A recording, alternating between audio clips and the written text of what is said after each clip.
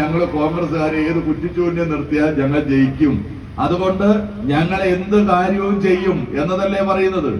ഞങ്ങൾ ഈ സഹകരണ സംഘം ഞങ്ങൾ നടത്തി, ഞങ്ങൾ കുറെ തട്ടിപ്പ് നടത്തി, ഞങ്ങൾ പൈസ പിടുങ്ങി, ഇനി ഞങ്ങൾ തന്നെ അടച്ചുപൂട്ടും. ഈ അങ്കമാലിയിലെ ജനങ്ങളൊന്നും ചെയ്യാനില്ല, ഞങ്ങളെ ആരും ചോദിക്കാനില്ല.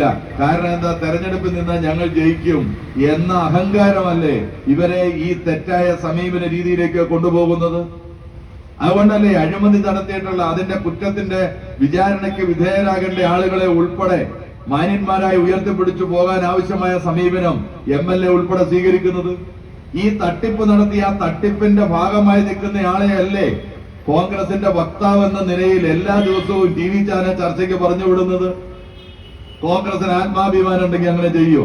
ഈ തട്ടിപ്പ് നടത്തി ഒരു പരിശോധന അവർ നടത്തിയിട്ടുണ്ടാവുമല്ലോ, നാട്ടിലെ ജനങ്ങളോട് പറഞ്ഞിട്ടില്ലെങ്കിലും എന്താണ് ഇവിടെ നടന്നത് എന്ന് ഒരു പരിശോധന നടത്തിയിട്ടുണ്ടാവുമല്ലോ. ആ പരിശോധനയില് ഈ ജിൻഡോ ഉൾപ്പെടെയുള്ള കോൺഗ്രസുകാർ അടുത്ത പൈസ തിരിച്ചടയ്ക്കാത്തത് കൊണ്ടാണ് ഈ പ്രശ്നം നിലനിൽക്കുന്നത് എന്ന് മനസ്സിലാക്കിയിട്ടുണ്ടാവുമല്ലോ. അങ്ങനെ നടത്തിയ ഒരു പ്രദേശത്തെ മഹത്തായ സ്ഥാപനത്തെയും ജനങ്ങളെയും വഞ്ചിച്ച ഒരാളെ ഒരു പാർട്ടിയുടെ ഔദ്യോഗിക വക്താവായി തന്നെ വിടുന്ന സമീപനം സ്വീകരിക്കുന്നത്, ഇതിൽ എന്ത് ധാർമ്മികതയാണുള്ളത്, എന്ത് സത്യസന്ധതയാണുള്ളത്?